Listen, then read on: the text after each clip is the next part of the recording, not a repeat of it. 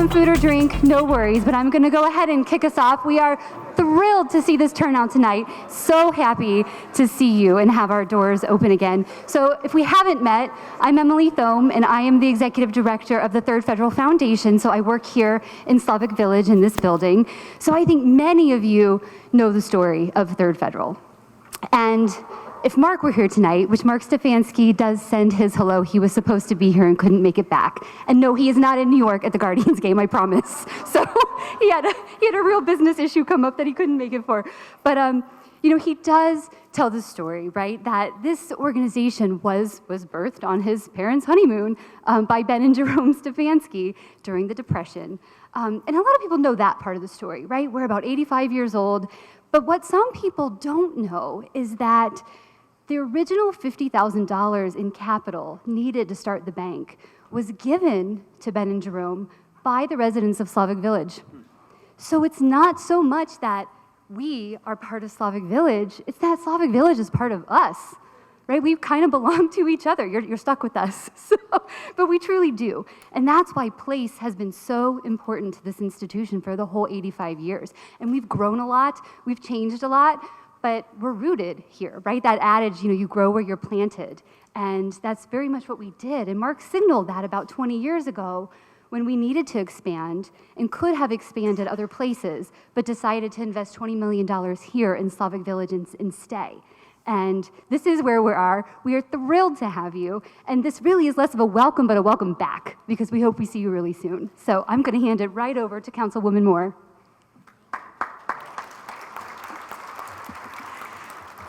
All right. Thank you so much, Emily, for that introduction. I want to do a quick volume check. Can everyone in the back hear okay?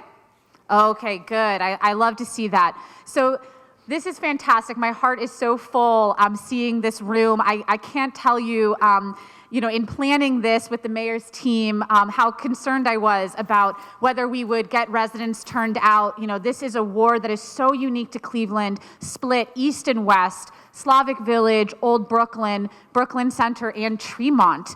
And, I wanted to make sure that this event felt welcoming, felt accessible, and really made people begin to feel a Ward 12 community. And I just have to say, seeing you all out here tonight, I really feel that. I hope that by the end of the evening, you have met some neighbors, perhaps someone who lives on the other side of the river from you. You have met some of the organizations that serve Ward 12. We have all 4 of our CDCs here, along with key community partners like the Sewer District, Lead Safe Cleveland Coalition, our housing court. So thank you so much for being here.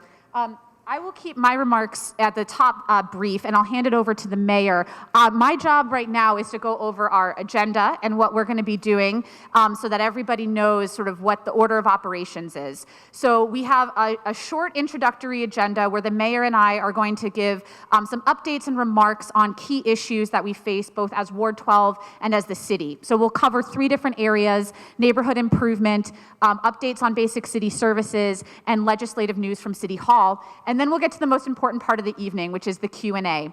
So you have placards on your tables that share. There are 3 ways to give us feedback tonight. You can raise your hand and ask a question live.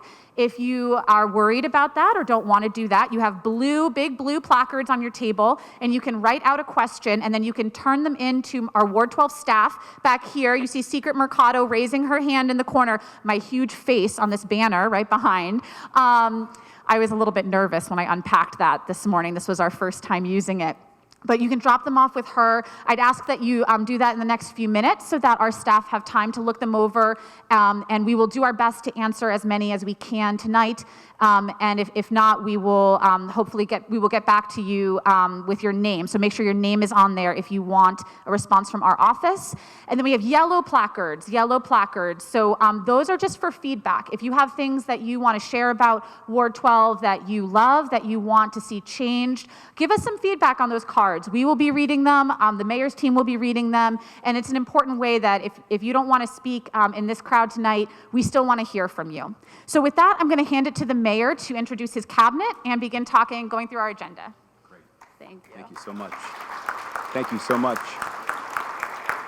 Before I begin my remarks, I want to kick it off to the commander to introduce himself. Let's have the entire cabinet from our administration do a quick hello, and then we'll kick it off. Commander? I'm Sam Morris, Acting Deputy Chief of Field Operations for the City Division of Police. Good evening, everyone. I'm Kerry Howard, Chief Director, Department of Public Safety. I'm Bonnie Tew, and I'm the Chief Operating Officer for the City of Cleveland. Good evening, Frank Williams, Director of the Department of Public Works.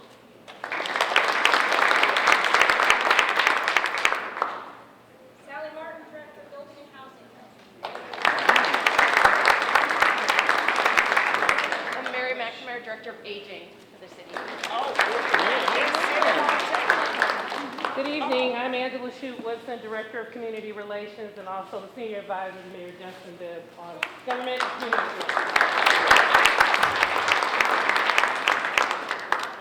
Good evening, I'm Paul Patton, Chief of Human Resources for the city. So when I say bringing government to the people, we really mean it at City Hall. And I want to just first talk about the work we're doing on public safety at City Hall. As you know, public safety will always be and remains my #1 priority as the mayor of this great city. I want to first just talk about talent and culture.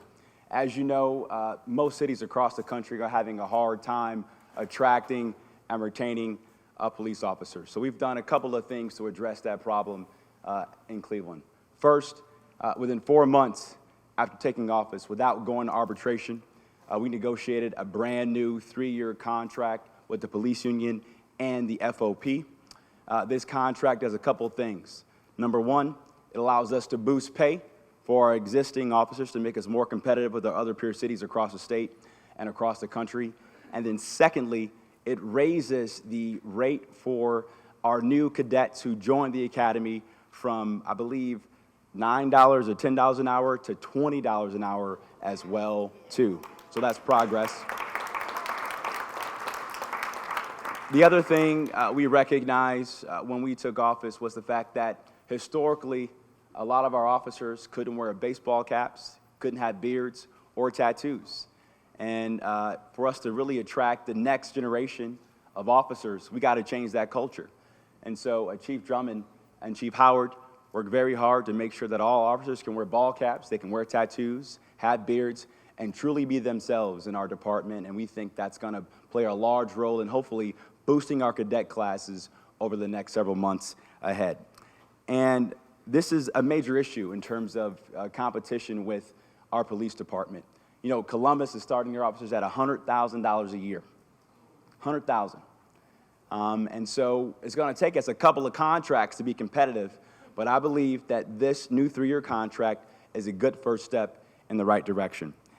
Secondly, as you know, police accountability is also a major priority for me as mayor, and we've done a couple of important things over the last 10 months. First and foremost, voters last year overwhelmingly passed Issue 24. It is now called Charter Section 115. Over the next couple of weeks, we'll be announcing our appointments to the new Community Police Commission to seat that new commission. We also just announced today, for the first time in the city's history, we have fully staffed the Police Civilian Review Board. And let me be clear about something. We can do good, effective law enforcement to keep our streets safe, but also have a culture of accountability. We can and must do both, and that's my priority as mayor, and we're making progress on that front. The other thing we prioritize is making sure we have more coordinated collaboration with federal and state law enforcement. You may have heard over the summer, we took cracking down on these ATVs and dirt bikes serious this summer. So we did 2 major operations with the Ohio State Patrol, Operation Stop, to get more ATVs and dirt bikes off the street. We will continue that work as we prepare for next spring and next summer. The other thing we've done is, for the first time ever, we've done a coordinated effort with the ATF, U.S. Marshal, and U.S. Attorney to make sure we have coordinated intelligence to get bad guys off the street. Several weeks ago, we issued 50 warrants and did 50 arrests through a new operation called Operation Sweep, and we're going to continue that kind of intelligence to get more guns off the street, get more drugs off the street, and also to make sure that we're doing good police work to keep our streets safe and secure. Lastly, we need to do a better job of bringing resources to Northeast Ohio and Cleveland. And that's why I spend so much time talking to President Biden and talking to our governor to make sure we get every cent we can in Cleveland. For a long time, we've been asleep at the wheel, leaving good money on the table.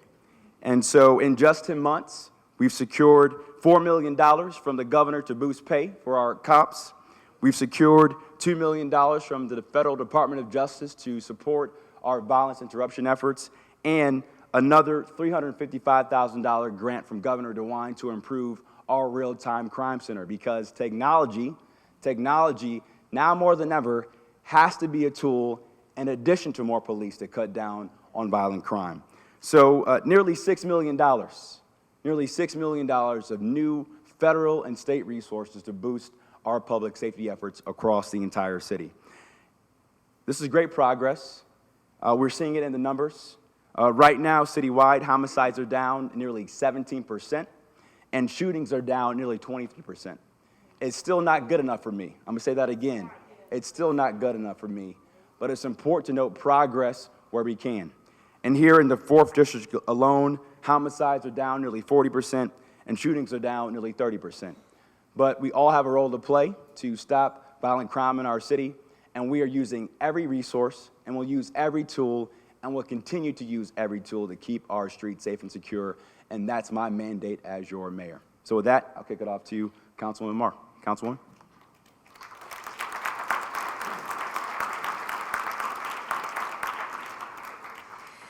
Thank you, Mayor. You can't start a conversation about Ward 12 and about Cleveland without talking about safety, so I really appreciate that introduction.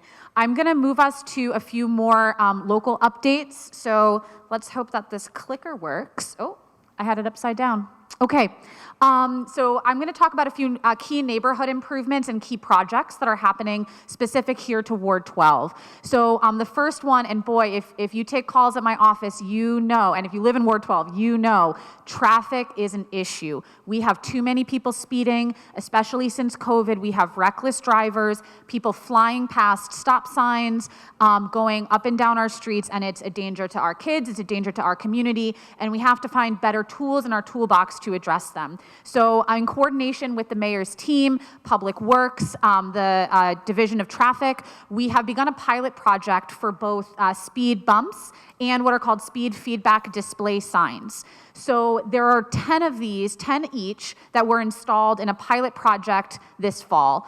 And if you are on Spring Road, you may have seen the speed feedback display sign right outside of Ben Franklin Elementary School. I can tell you, when we put it up there, I heard you all. You want it in more places. You want it on Fleet. You want it on Valley.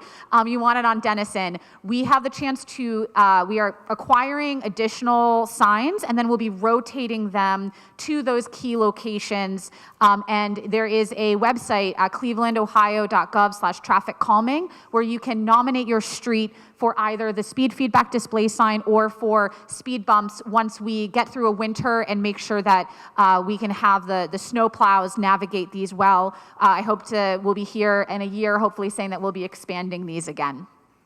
So traffic calming is one thing. If you're here in Slavic Village, though, I am proud to say that I want to give you an update on what you might have heard about last winter, last spring, that the Cuyahoga County Jail was supposedly coming to Slavic Village. I want to be extremely clear, the jail is not coming to Slavic Village.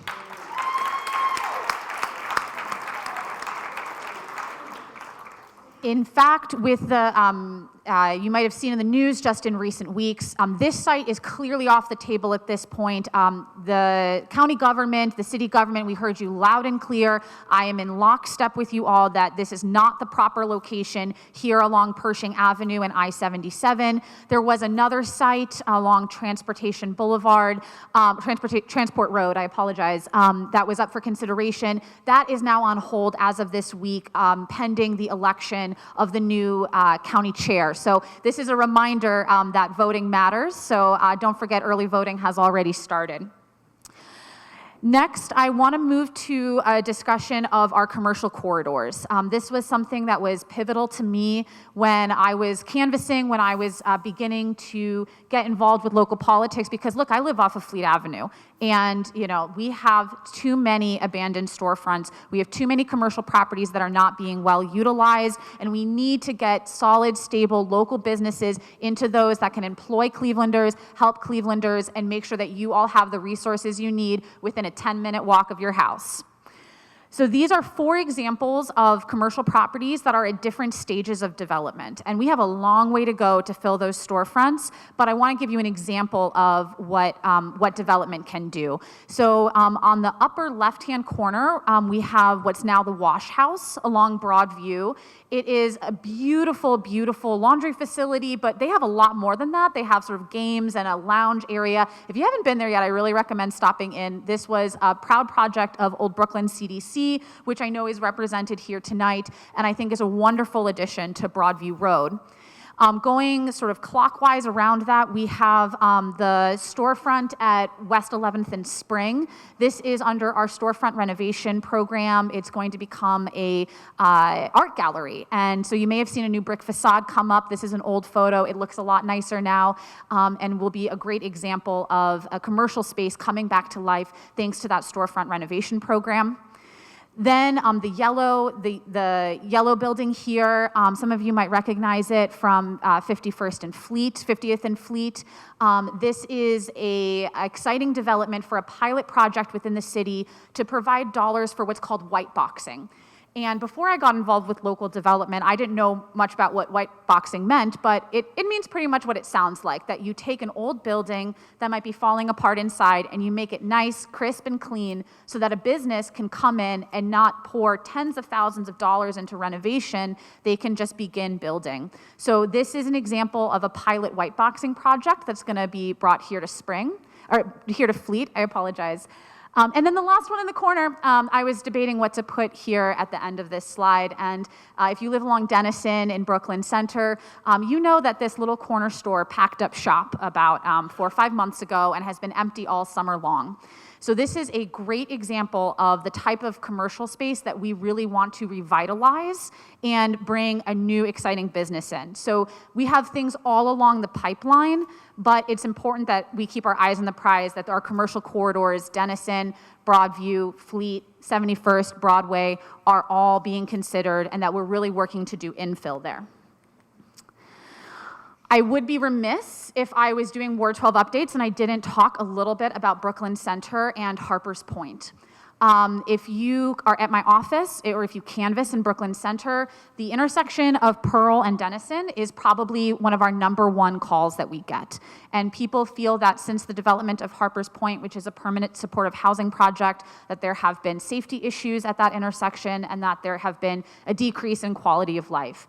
And I wanted to let you know I hear you. I hear the concerns about that building. And my office and Jasmine Santana's office in Ward 14 are in constant contact with that building about ways that we can support their residents and support the community, because we want that permanent supportive housing building to work. We want it to succeed, and we want their residents to succeed. But if the neighborhood has lost trust, then that won't happen. So the key thing that we're looking to do there is bring in additional programming to make sure that that intersection is better maintained and feels safer for residents. I also would be remiss if I didn't talk about Jennings Road. Who here drives Jennings Road or goes down to Steelyard Commons here in Ward 12? Yeah, it's a lot of hands, because Steelyard Commons and the Industrial Valley connects us. It connects all 4 of our neighborhoods, and the construction from the Northeast Ohio Regional Sewer District on Jennings Road is a fantastic project that will help us prevent what's called combined sewer overflow going into Lake Erie. So we all want that, but it has caused us some temporary harm, which is that Jennings Road down in the Industrial Valley is closed, and it's made it harder for residents in Old Brooklyn to get over to Steelyard Commons. And what's made it even harder is that there were construction delays. So it originally said 76 days on that sign. I was counting down the days because I drive that every single day. And then 76 days came and went, and the road was not open. And now we do know that this construction project is moving into phase 2, so they'll be keeping this area closed through January. It's not the news that I want, but I do want to let you all know that it will be closed for a little while longer, but that there's a benefit for us in the long term. I'm rounding home here. I'm just going to give you 2 quick pitches on projects that we're doing to help improve the neighborhood. And one of these is we're piloting what we're calling a senior bus route, going to the 5 main senior buildings in the ward in coordination with Senior Citizen Resources. We are launching it this week, actually, and it's a pilot. So we're just going to those buildings. We're seeing how it goes, getting some feedback from residents. I know there's a few residents of the buildings here. I saw Harvard Village and Broadway Place here represented. So please use this, and oh hey Gladys, and let us know how you feel about it. We're looking forward to piloting this. And just to finally bring us home, I want to talk a little bit about block clubs. We have 4 currently active block clubs, but I'll tell you that this number has been dwindling over the years. So, we used to have Southwest Citizens Association meeting at Gino's. We used to have the Fullerton Block Club meeting at Golubski's, and each of those have closed for a variety of reasons. But our block clubs are really the backbone of our neighborhoods. They meet once a month. Sometimes they skip the winter, but those meetings are a great way to get to know neighbors, bring things to the attention of council members. We often have representation from the 4th District or the 2nd District at those meetings. And so while I have all of you wonderful Ward 12 residents in this space, I want to pitch you all on starting a block club in your area. If you are at all interested in that, please come talk with me, come talk with the CDCs that represent your area. It is so pivotal to having that sense of community and social fabric be rebuilt. So thank you for going on this journey with me through Ward 12 updates. I'm going to hand it back to talk a little bit about city services. Thank you, Councilwoman.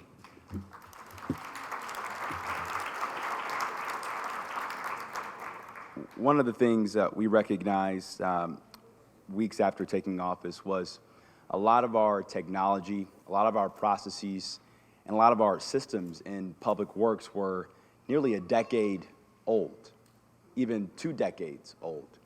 And so I knew I needed to hire 2 new leaders to help lead that vertical. So we found Bonnie Tewan, who's my COO.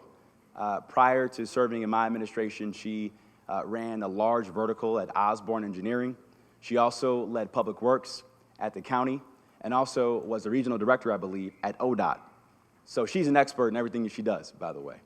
And she really has helped us think differently about how do we modernize public works and all of our systems in our public works vertical, because outside of public safety, that vertical touches almost every resident in our community, from trash pickup to recycling to snow removal, et cetera. We also stole Frank Williams from Columbus to help run our public works department.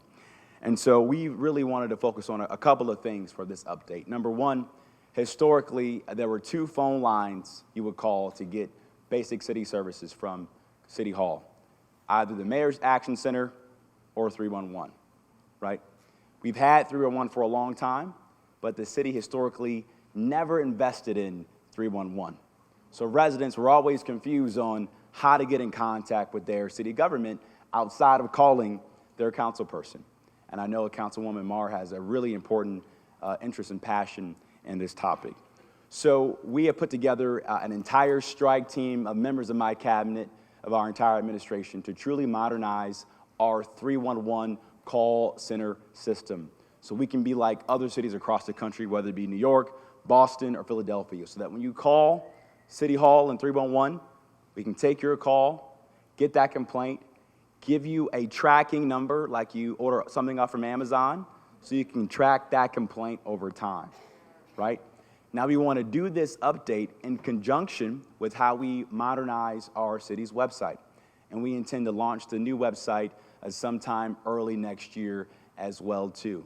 So the long-term vision is to have around the clock, 24/7, one-stop shop for resident complaints all across the city moving forward. And we're making really good progress on that end.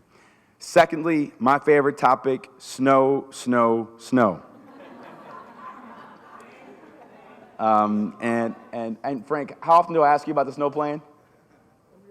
Every other day, asking about the snow plan.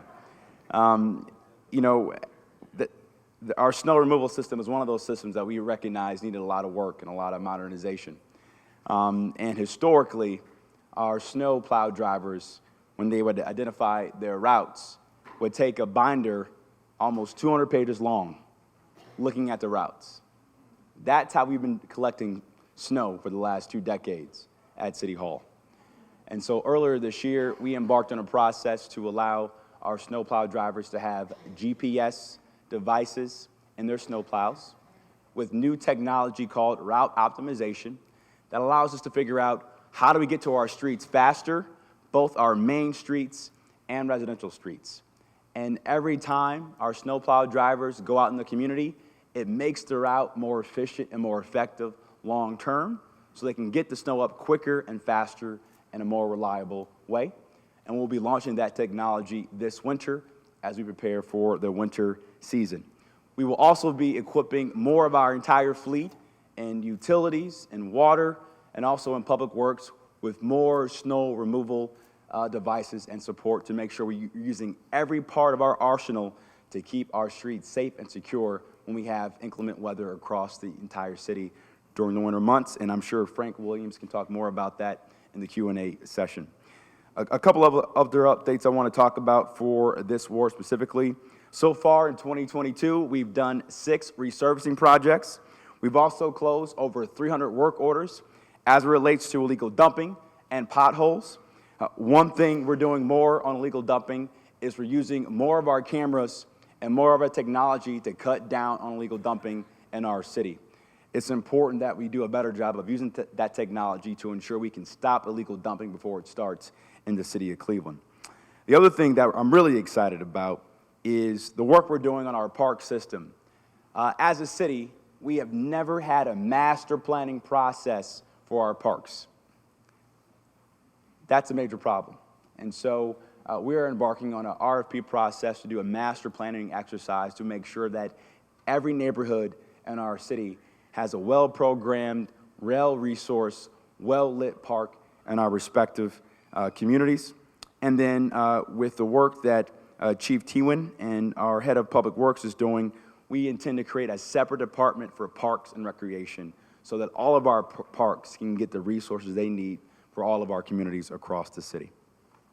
Councilwoman Maurer, the floor is yours.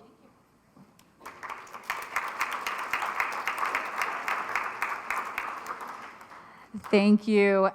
So I so appreciate this conversation around 311. And if you know me, you know that this is one of my passion areas for Ward 12. That we and for all of our wards, that we haven't had the right way for people to call in with concerns and make sure that we can track them and follow up on them. So that 311 process and making sure that we improve it is so critical. And one thing that we did at my office, right when we got in, we were sworn in January 3rd. January 4th, we set up our data system for how we track the calls that come into our office, how we handle them, when we follow up on them. If we haven't heard from somebody in a while, every single person along here has gotten a nudge email from me saying, hey, what's going on? Because we know that there are so many basic quality of life issues that you all face every single day in Ward 12 and throughout the city of Cleveland. So we put that data together into what we called the Constituent Services Report. We have some copies of it in the back of the room. Actually, I'm gonna ask Secret if you could hold up some. Oh, look, there's a copy of it. If you wanna grab a copy of it, it has plenty of data and fun graphs in it. But I'll just share a few. So this was the question of, did the call to the office actually deal with council matters? So for instance, was it a land bank side lot application that requires approval from the council office, or was it a request on a legislative matter or having your voice heard on policy? And what we found was that less than 10% of the calls related to that, and 90% of them related to basic bread and butter services, things like illegal dumping, potholes, housing issues. Public safety is truly a top issue that comes in the door as well. So this isn't to say that we don't want you to call. We really want you to call. But what we want is for you to call and know that the issue is going to get fixed. And if we can centralize the system, make sure that you can have a centralized place where you can get that tracking number, just like your Amazon package, that will improve the work for all of us. Because as you can see, a lot of the calls that we get in, looking by departments, we have streets, waste collection, and I can tell you a really frequent call that we get that I wish we could handle even faster are missed garbage pickups. You have the truck coming around, and the guys are doing their best, but every once in a while you miss a can, and that is just a thing that happens in a system. But people, you want your garbage picked up every single week, and so what do? And sometimes they call the council office, and we're at an event like this for the day, and so we don't get the voicemail until the next day. If you call 311 right now, you will get that garbage truck back out to pick up your garbage that same day. Right, Director Williams? You guys are on it. So this is a great one that I love to tell people about because it's a way to build that trust, to build that understanding that 311 can be a centralized way to get work done. So I really appreciate it. And before I hand it back to the mayor, I just want to say I see our council president in the back of the room, Blaine Griffin. I want to acknowledge him. As you know, we have a 17-member city council, and Blaine Griffin from Ward 6, which has a small section of Slavic Village off of Union Avenue. He is our council president, so I just want to thank him for coming today. So before we get to questions, I wanted to kind of give a quick update on where the city is on our American Rescue Plan investments. And just to reset the table for folks that may not be aware, Cleveland received the 8th largest allocation from President Biden through the American Rescue Plan. And in order to make sure that we don't waste this money with a wish list of pet projects, I wanted to make sure we had a very focused and strategic way to spend this capital on behalf of the residents of Cleveland. And so in collaboration with City Council, we created the Center for Economic Recovery to make sure that we really focus this money on big, bold investments to really position Cleveland not for the next 4 years, but the next 10, 15, 20 plus years ahead. So a few things I want to just highlight. Number one, we intend to spend nearly $195 million to support programs like housing, refinancing for seniors, home repair for seniors, gap down payment assistance for homeowners in the city of Cleveland to make sure we improve and increase and support housing stability in our community. The other thing I want to be very crystal clear about is making sure we use this money to seed long-term, real, sustained economic investment in Cleveland's East Side. That's critical. And we will probably never see this kind of federal investment in Cleveland ever. And we will squander this moment if we don't have a very focused strategy to how to make sure that the East Side truly gets its fair share of resources with this kind of capital. The other thing is that we put nearly $110 million around budget stabilization. Now, while our finances look solid year to date since the start of the year, with revenues up nearly 10% according to our forecast versus our actual projections, we don't know what's ahead in 2023 or 2024. And as someone who believes in being a good steward of our budget, we wanted to make sure we had a nice, strong rainy day fund so our budget will be in good shape if there's ever a recession in the current economy moving forward. We also intended to leverage and spend nearly $50 million to really modernize City Hall. Everything from the roof, which is in need of a lot of repair at City Hall, to making sure we have a real HVAC system inside City Hall, because I know when it becomes winter, it gets hot, hot, hot in that building for our City Hall employees. And as we're doing the people's business, we want the people's employees to feel like they have pride and are engaged in their workplace, so that's important. We also intend to spend nearly $30 million around violence prevention, funding things like dashboard cams in our police cars so we can be fully compliant with our consent decree, fully funding violence interrupters so we can stop crime before it starts, more investments in our co-responder model of policing and a care response model to make sure we're addressing the trauma that many of our residents are going through when it comes to mental health and violent crime in our city. $25 million for broadband. And we've had really good productive conversations with the Biden-Harris administration and the governor to make sure we can leverage that $25 million of capital to connect up to 50,000 families with high-speed broadband, but also lay a foundation so that every neighborhood has fiber, because that's where the technology is going. And for a long time, particularly in this part of the city, we've been digitally redlined. And as you know, as we saw during this pandemic, access to high-speed internet is not a luxury. It's a basic right in this economy. And we got to make sure that Cleveland can go from the least connected to the most connected city in the country. We also want to make sure that we support education for all of our children, but also for our families and adults. You know, a lot of folks may have dropped out of high school or are a couple of credits away from getting that diploma or getting that college degree. So how do we make sure that every family, every child, and every adult has a pathway to a good middle-class job in the city? The other thing we're focused on is really addressing the early childhood care crisis that we've experienced in Cleveland. Since the pandemic, we've had a hard time recruiting workers to serve in our early childhood care facilities. We're having a hard time making sure that our children can be ready to read by the 3rd grade. So we're using that money to have bonuses for early childhood care workers to make sure that every child gets the head start they deserve in Cleveland. And lead.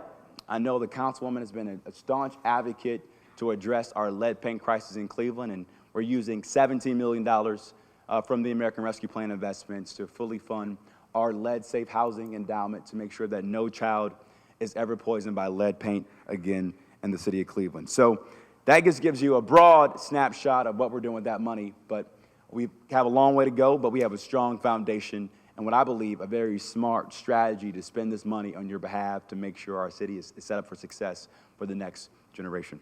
Councilwoman?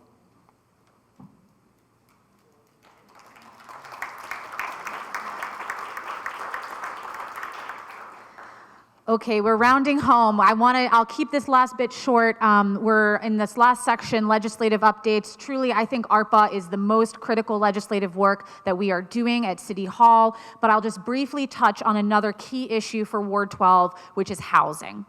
So I'll just briefly give some updates. I know Director Barton has worked incredibly hard to try to modernize some of our systems within City Hall. It is as simple as how you get the correct service to demolish a house. We have so many houses that are sitting open, vacant, vandalized, and I don't want to be living next to them, and you don't want to be living next to them. And if we need to take them down, we need to take them down. And there are systems that have made that hard in the past. And so changing the way that we do service has been one of our most recent changes, making sure that out-of-state landlords have to have a local property manager who is on file with our building and housing department so that if something's going wrong, we have somebody to call. And then lastly is the idea of how we protect our tenants and make sure that people have access to housing throughout this city. So that looks like the pay to stay bill that was passed recently through City Council, which makes sure that if you have cash in hand, and you can pay your landlord for the rent that you're behind on, you can stay in that house. And then upcoming, I hope that we have the chance to talk about source of income protection, which makes sure that if you are a voucher holder, that you are not denied housing. Because right now, people who have vouchers are being sent to the outskirts. There are very, very few landlords who will take those. And so those vouchers are no longer becoming productive ways to get people safe and affordable housing in the city of Cleveland. So that source of income protection is an upcoming discussion that I know that we're going to be having at City Hall. So that gets us through our 3 community updates, and I think we're going to start with a Q&A. And Mayor, how about I let you take the first question from the crowd? And we have the entire cabinet on here, but also help with questions too. All right? Because I don't have all the answers, I promise. Yes, ma'am.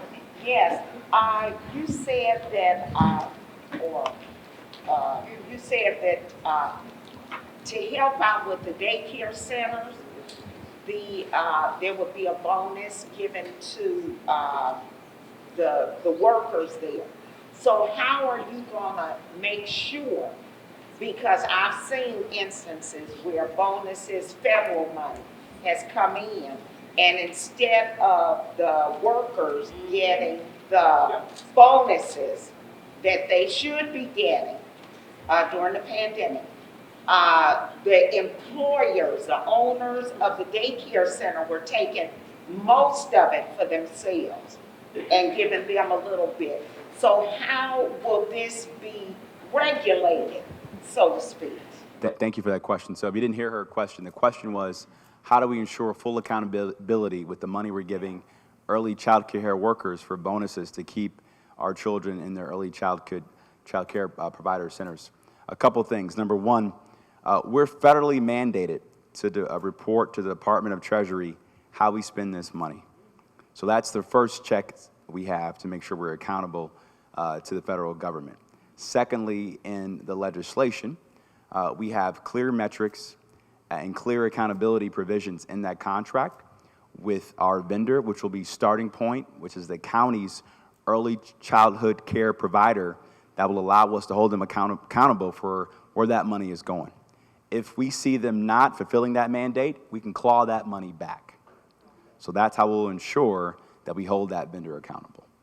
And I know council has a big interest in this as well, too. Yes, sir.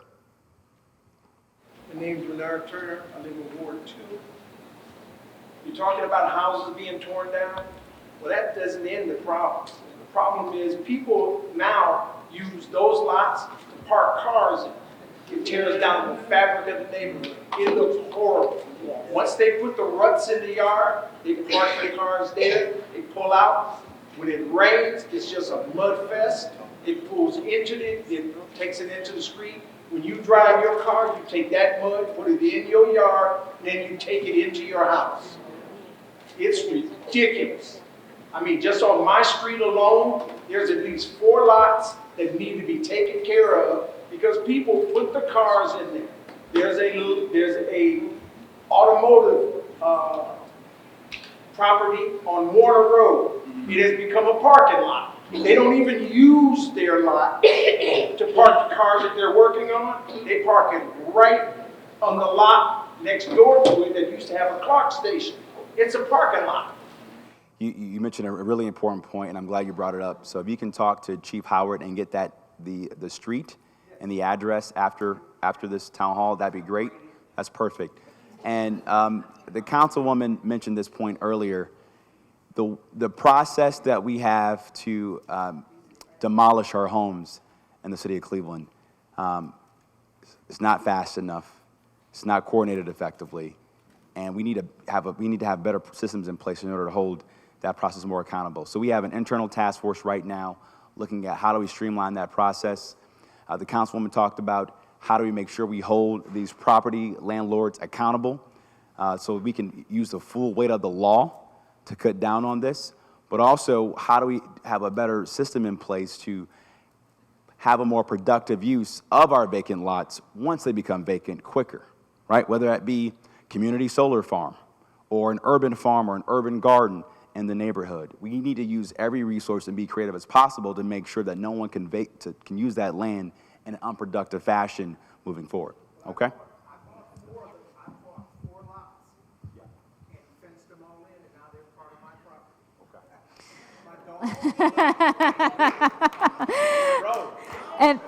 And let me just add to that, just to say that there are the fabric of our neighborhoods, for all the frustration around cars being parked on lots, for all of the litter and, oh my gosh, those highway entrances that are covered with litter at all times.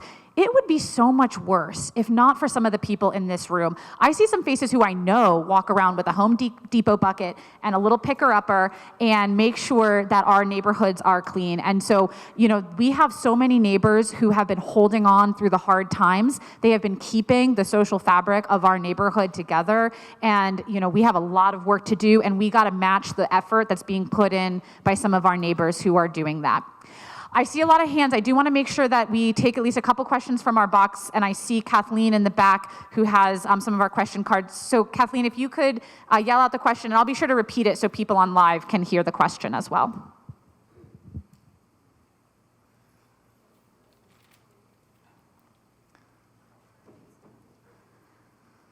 What is the process to have a street street looked at for resurfacing? Oh, that's a great question. How about we have Director Williams go in on that? Thank you. Right, this is a good one. Now, I've only been here 100 days, so don't beat me up too bad. But the process to have a street evaluated for resurfacing is calling 311. 311 will get that request into our engineering and construction group, and also it'll get to our streets department, where we will evaluate it both from a technical perspective, but also from a rideability perspective, and also from a perspective of just from the residential perspective, so we can see the value of a street. Because one of the things that we look to our council persons for is they give us input on not only when we have the technical information, but we get the actual information about what's happening in the neighborhood and the value of that resurfacing project in the neighborhood. So if you call 311, we'll get that information right away and get back to you with it. Thank you. Thank you, Director. I'll take one live because I know that we have a couple people in the room. I see in the back over here in the blue. Yep. I want to know, what are we going to do with South High School's gym? Okay.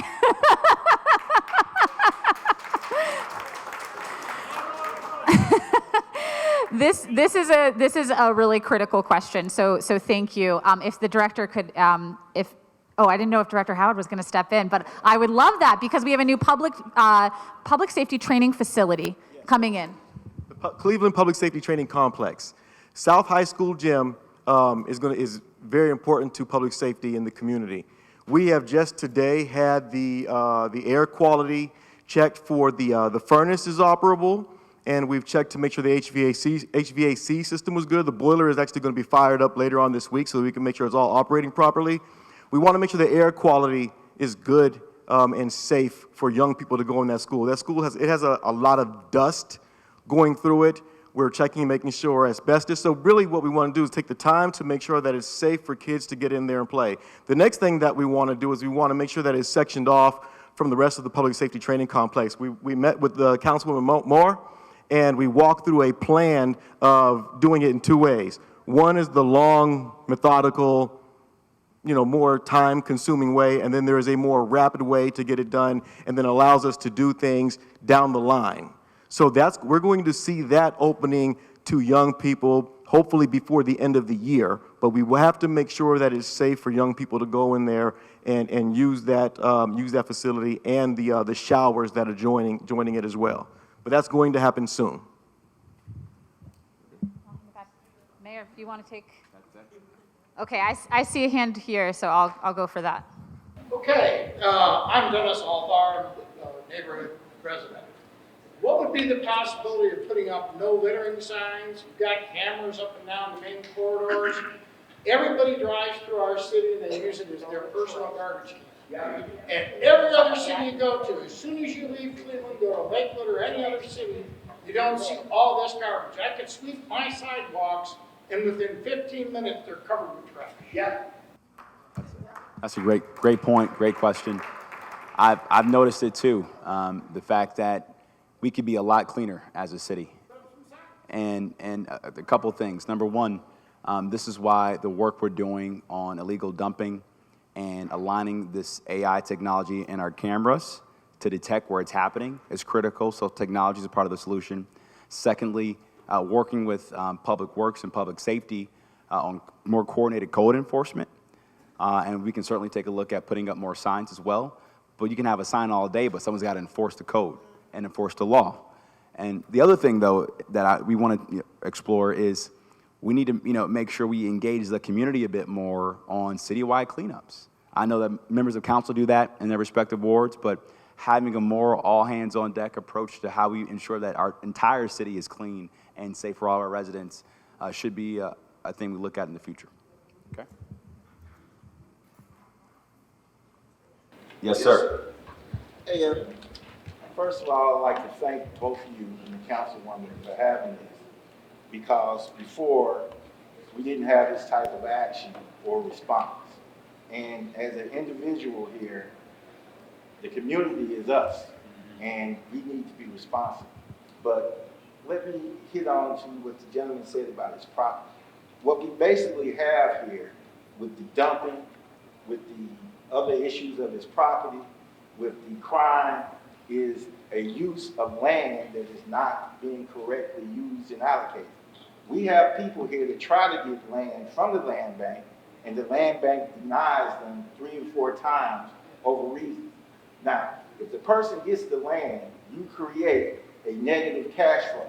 That dumping, that's a negative cash flow that the city has to pay for. This man right here saved the city about $400 a month just by him having those lots. And you multiply that as $5,000 a year, and if you do that, just like I've done on the property I've tried to get for the last 10 years, that's like $400,000, okay? Plus the cost of him calling the police out to come there to see about the property because the people were parking there illegally. This is why land ownership in the land bank will solve a lot of these problems, where if you got a person that wants them, let them get that land. Let them pay taxes on that land. They will keep up that property. They will stop the littering. You won't need to buy the sign. You will have that landowner saying, hey, don't come there on my property and dump it. And you have that landowner saying, if you do dump it, I'm going to call my district police officer. He's going to come out and they're going to give him a citation. Okay? This is what you got to do. Now, you have to start, it's not with you, it's not with the councilwoman. Y'all are new and you put your people in place. But the middle people there that are there in that bureaucratic circle aren't listening to you. Just for instance, I got a veiled threat on my property when I told them, I said, hey, I put up a little park there, I put up a Marine Corps sign there, I put up flowers there, and the lady came back and told me, well, you better be careful. You don't want to tell me that. That's against the law. Well, guess what? It's against the law for you to allow that vacant property not to be upkept. I got to call the police all the time to keep them from parking. What is the lesser to evil? You're going to get at me for trying to fix my property? And I guarantee you, he's been through the same thing. But you won't make a means for me to take the property ourselves? I have the applications right here. 3 of them. Each year, they get denied. Wow. Well, then they denied the last one because they said, well, my wife was not on the property. Well, guess what? Cleveland has a law, anybody who's married here, spousal rights do not take a woman off the property. She is a duly owned person. You got to go to court to get it removed. So it doesn't matter if I'm on the property or my wife is on the property. If the taxes are paid, we got a right to do that. That could be happening right here. Well, I'm so happy you brought that up. Thank you. I'm so happy you brought that up. And a couple things. I understand that you're working right now with my Director of Community Development, Alyssa Hernandez, to get to the bottom of it. So thank you for bringing that to our attention. We know this is a major pain point for many of our residents. I want to just say a couple things, and I'll hand it over to the Councilwoman. Number one, we must do a better job of giving our residents their first right to acquire this vacant land versus the out-of-state landlords and investors. That's important. And it's something we want to do legislatively, if not this year, early next year. It's a key part of keeping our neighborhood stable long-term. Secondly, we did an analysis, and this is why data is so important. The city of Cleveland is the largest landowner on the east side of Cleveland. Over 70,000 parcels. But we have never as a city had a strategy. So we own all this land, but no strategy. So what we're trying to do is figure out how do we work more effectively with the county land bank, but also the state and the state forfeiture office to make sure that the city of Cleveland gets ownership of all this land to really drive our long-term economic and community development strategy for the east side of Cleveland, right? So it all has to be connected. And I think it's so important to make sure that our residents is centered in this conversation. You want to add to that? Or Sally, you want to talk a little bit more about that too, by the way, our Director of Building and Housing?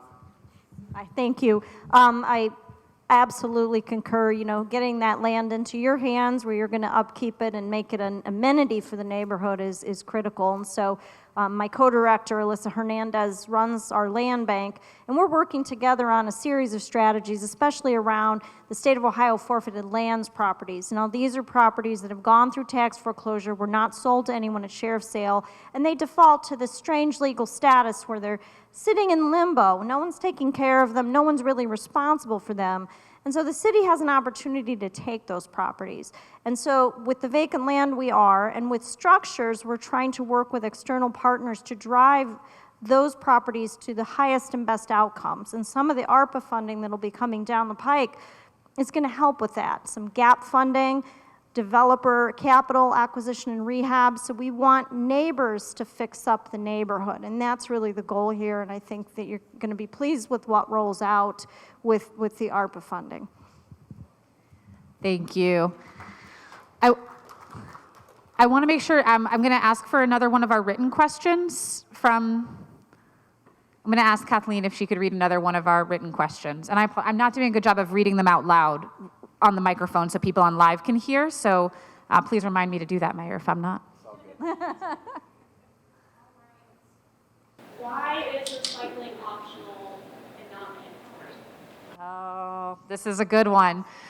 Okay, so how about I first say a little bit about the current state of the recycling program, and then I'll hand it over to Bonnie or Director Williams. If you don't currently know, say it again. Why is recycling optional? Why is recycling optional right now in the city of Cleveland? So let me just level set before I hand it off to the director. The recycling program was essentially defunct for a number of years. There was a truck coming by your house to pick up your blue bin of recycling, but it was going to the landfill.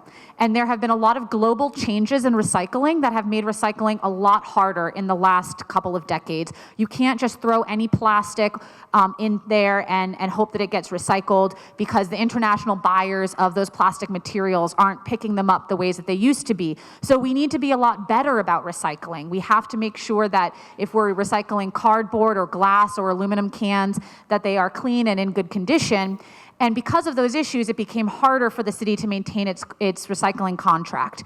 Under the Bibb administration, we have renewed the recycling contract and we have a new one, but you have to opt into it. So if you haven't opted in yet, you can call that same number we've been talking about a lot tonight, which is 311, and they will log you in, enroll you in the program, and you will get a set of stickers on your blue bin. And those say that you are a member of the recycling program. And if you don't have them, then your blue bin in the next couple of months will be reclaimed by the city. So that's what we mean by optional. And I think I can hand it over to Chief Teeuwen to follow up. Councilwoman, you did a great job explaining that. I don't think there's too much information to add to that other than if you don't have your stickers, you're not officially enrolled. So please call 311 and get your stickers to add to your blue bin. And eventually, if you don't have your recycle sticker, your opt-in recycle sticker on the bin, you'll get a little note on your blue bin if you've been putting it out that basically says if you want to keep your bin, you need to opt in. So please, I know people that very smart, good friends of mine that thought that they were recycling and they didn't realize that they had to have the stickers on their bin. So it's just a reminder, order your stickers. You'll have them within a week once you go into 311 and get your stickers. Okay, I see some hands over in this corner we haven't gotten there in the pink. Me? Yeah. In our area with the recycling, I've had several people contact me, so I've been actually watching, and both the black bins and the blue bins are going in the same truck.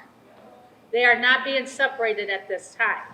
So us who are opting into the recycling and paying for that recycling shouldn't really be paying because our garbage are still going into the same truck. So are you saying that if you have a sticker, it's still going into the, and that would be a mistake. So, and again, our drivers are not perfect, but they know by now that what the status is. So it shouldn't happen all the time. it may be an occurrence where it occasionally happens. You may be a little confused. So here's what's happening, right? So we have the black trash cans and the blue trash cans. No, can I, let me finish. So what happens is though our trash collectors see a blue bin without a sticker, with the black bin, they're going in the same truck. However, if there's a blue bin with the sticker, it's being collected in a different truck. So visually, it might seem like it's being collected at the same time, but when they see that blue bin without that sticker, it's going in the same truck. So that's why having the sticker is so important, so our trash collectors can see what's to be recycled and what's not to be recycled. That's why we got to make sure everybody, as much as possible, can opt in.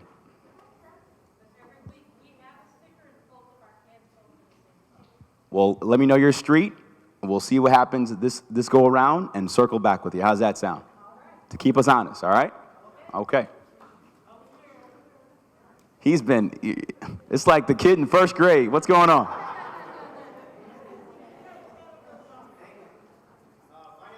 This better be a good question, by the way. It's not a question, it's a concern to help the neighborhood. My name's Ben Roslowski. I maintain 2 residences, just like President Biden, one here and one in a suburb. And I own a number of properties here. I work closely with Slavic Village Association. I have a suggestion that I'd like to ask your group of whoever the right directors look at. Our Cleveland City dump. Our Cleveland City dump is supposed to be here for residents to use, I think, 4 times a year. Okay. I would like to propose to have a meeting with the city people. I've been trying to do this for 4 years through 2 administrations. And I really would like to see if we could take a look at the policy for dumping. Housing providers cannot assist their tenants to bring trash to the dump, because if you go there, you have to show your driver's license, and if you do have a suburban driver's license, you cannot dump the trash that is Cleveland trash. If you go there, okay, with your tenant, and you even produce the fact that they have bills and stuff, but you have a truck plate, naturally you're putting the junk in a truck, you can't pull in because you have a truck plate. I mean, I think we should start looking at the people that have offended the system in the past, hold them accountable, and let's give the rights back to the taxpayers to utilize the dump to clean our neighborhood. That's a great point. Because we have the trucks. Some of the housing tenants don't have trucks. We're going to put their junk in a car? So I'm passionate about this. I've been trying to get this organized for years, and it's deaf ears. So Frank's going to talk to you right after this meeting. Sound good? All right. Yes, ma'am. Hi, my name is Linda Lewis, and I'm president of the Forest City Block Club. Okay, my concern is this. We have a drug house in the neighborhood. This house has been in state forfeiture for over 3 years. It's behind taxes over $56,000. I've had drug agents on this house. I've reported this house to several agencies, building and housing, whatever, and it seems nobody wants to take responsibility.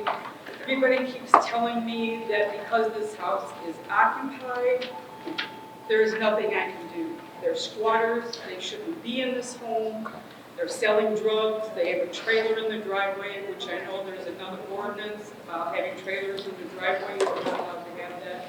They got extension cords running from the upstairs into the trailer. They're running young girls out of this house, and it just seems every agency I go to, my hands are tied because they keep saying to me, this property is occupied. When's the last time you reached out to Building and Housing? Last week. So I'll, The 311 number doesn't work, Mayor. We called it, and there's just a recording that says trash something if you call it. the 311, or are you calling a different number? They say trash something when you call it. It's just an My concern is why do squatters that are drug dealers have more rights in my neighborhood? They shouldn't.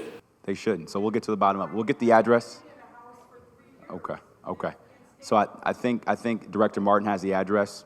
We'll follow up with Director Martin and Chief Howard in Public Safety to get to the bottom of it. Yeah. Okay. Thank you for your concern. I appreciate that. Yes, ma'am. My name is Ann Kula, and this is a positive thing. I want to thank the Department of Aging, the City of Cleveland, Mary McNamara, the announcements of safety with bad weather and coming in, the ability to communicate and let us know about different amenities that are being offered, the ability to apply for all kinds of help as a senior citizen, the Department of Aging, Mary McNamara. I love hearing your voice on my landline machine of informing, and anybody who does not think that they can apply for different amenities that the wonderful City of Cleveland Department of Aging. There are many, many resources that I have applied for and qualified for. If it takes 2 days to fill out forms and then make copies of it, so I have my own copy, it is truly worth it. And I wish to thank you, because if I have pride in my neighborhood, Old Brooklyn, pride in my Century home, my biggest art project, but the ability for the Department of Aging to help is absolutely top-notch, and it's one of the gems of the wonderful City of Cleveland. Thank you. Thank you, Director McNamara. We appreciate that. Thank you. Yes, ma'am. Well, it's kind of two issues. It's the lot and next door with the tall grass. So for the past 4 years, I've been cutting the grass. Now there's a sign at the lot next to that one that says don't cut the grass. But you let it get this tall before you come out. I'm gonna cut the grass. I'm not letting it get that tall, because the other issue is the raccoons, the possums, and the rats. Yep. Yeah. I got the same problem. I cut 2 lots next to me and across the street from me. That the city doesn't come out and cut. Right, so I cut the lot. I've been cutting it for 4 years. And I got the application once. And then he wanted me to draw what I wanted to do on a little diagram, and I just said, forget it. So I just cut the grass. So now here's the other issue. So then you call, critter control or somebody to come out, and they bring the little traps out. So I had a little trap out, and they'll come out as long as it's catching something. So it cost something for like 2.5 weeks, 3 weeks. So I thought I'd get the neighbor involved, because clearly they're not just in my yard. So you get the neighbor involved, and then she felt sorry for the possum that he called. Then she had to pick up the trap. I can't, only neighbor on the street catching animals. So, there has to be another process in place besides me cutting 1 lot, and there's like 2 or 3 lots next to me. I'm cutting the one that's right next to me.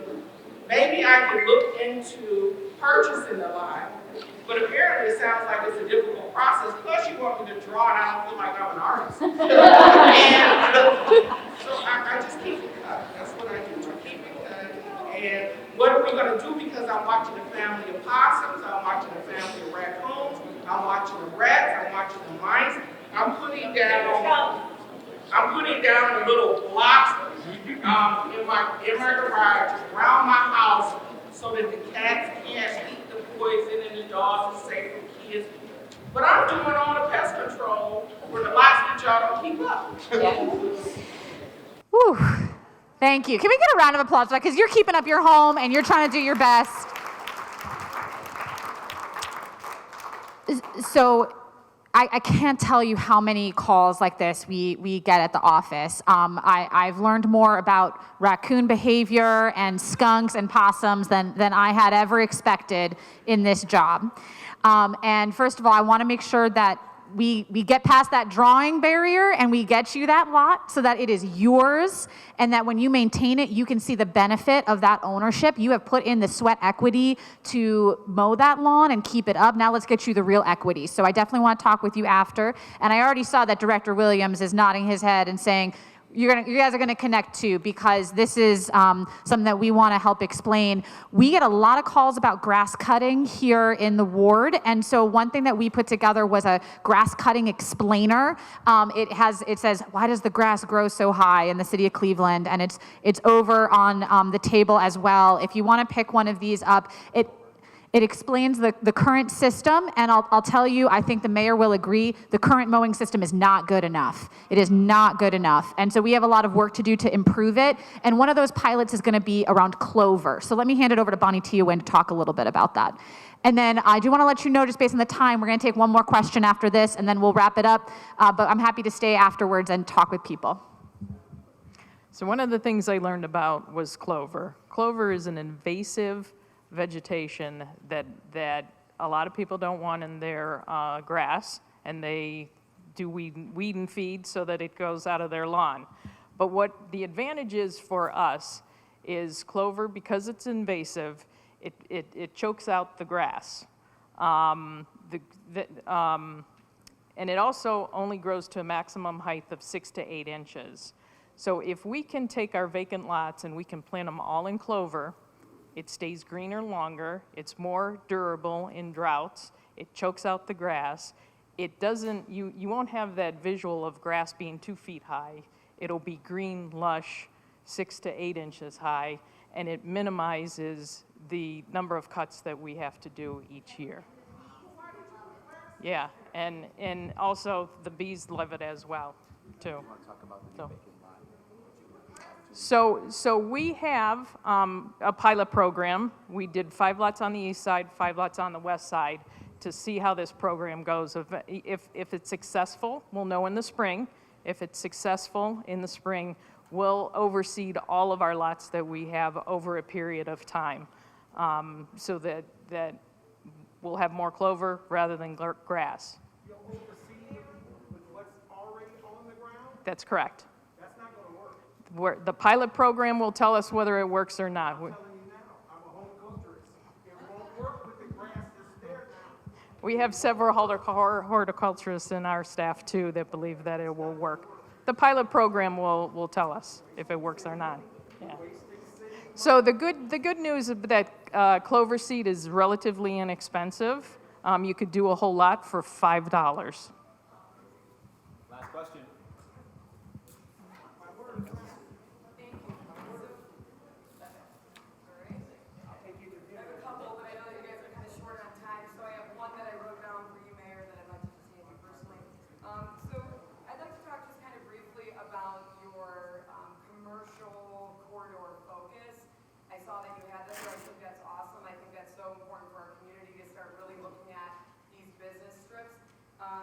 You mentioned the storefront renovation project. That's my first time hearing about that, and I'll just say, as a new business on Fleet Avenue with partners that own multiple commercial properties, these buildings are over 100 years old. They need a lot of work. I pulled out a lot of my money out of savings to dump it into these buildings. I know that one of the buildings that you showed actually was quick claimed over from Slavic Village Development over into this particular person's their business, and for $2,000 plus all of this extra funding, they get to do something really cool, which is great. I know a lot of other people that have great ideas. Odetta has been wanting to open a resource center on Fleet Avenue. We are subsidizing her doing that. So we have now just established a new resource center right on Fleet Avenue. And we've been looking to our community, to our leaders to say, hey, we have resources, we have funding, we can help. Where do we go and who do we talk to in order to get these resources and the information for storefront renovation project and things that will actually bring back these areas? Thank you, Jeanette. I want to say we have resources, we have funding, we can help. So please come to the City of Cleveland, our Economic Development Department, Community Development Department.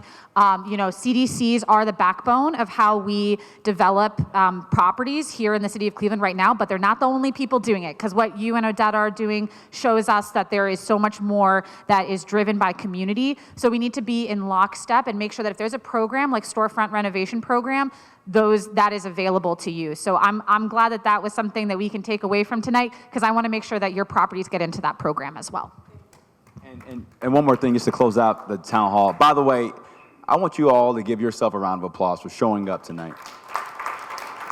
A lot of folks can get on Twitter and Facebook and complain, but you guys tonight are being a part of the democratic process to make your city better. So I want to thank you for taking time out of your busy day. You ain't watching the Guardians, you're here at this community town hall. And Jeanette brings up a good point. We as a city must do a better job of communicating what's out there and what resources exist. And so that's something we're going to tee up for early next year, okay? Thank you all so much. Have a good rest of the evening. We appreciate it.